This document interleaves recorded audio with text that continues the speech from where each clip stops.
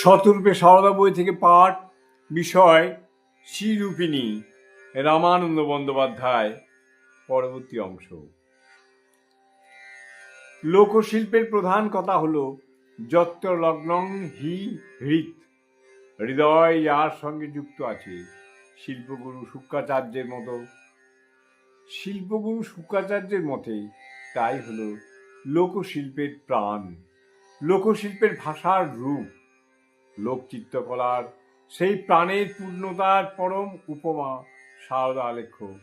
সারদার জীবন আলেখ্যের মধ্যে প্রতিবিম্বিত ভারতবর্ষের মাতৃভাবনার সত্য রূপটি। আর সারদা আলেখ্যেও অধিষ্ঠিতা ইলোরা মহাবলীপুরমের ভাস্করায়িত সুপ্রাচীন মাতৃমূর্তি, তবে ভিন্ন আঙ্গিকে, ভিন্নতর সুষমায়। ভারতের প্রকৃত সমা রূপটি নিয়ে জয়রাম মাটির ঐশ্বর্যের শান্ত পরিবেশে যার জন্ম, সেই শান্তশ্রী লাবণ্যে ভরা সারদার রূপটির কোনো পরিবর্তন ঘটেনি দক্ষিণেশ্বর অথবা কলকাতার নগর জীবনের কোলাহলের মধ্যে। সারদার সুখাসনে বসা প্রতিকৃতিটি তার উজ্জ্বল প্রমাণ।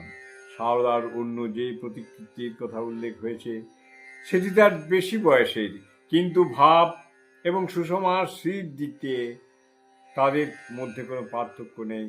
সারদার ভিন্ন ভিন্ন সময়ে তোলা নানা প্রতিকৃতি আমরা দেখেছি, কিন্তু প্রত্যেকটি প্রতিকৃতিতেই সেই একই চেতনা, একই ভাবনা ও একই অনুভূতির দিব্য দ্যুতি বিদ্যমান।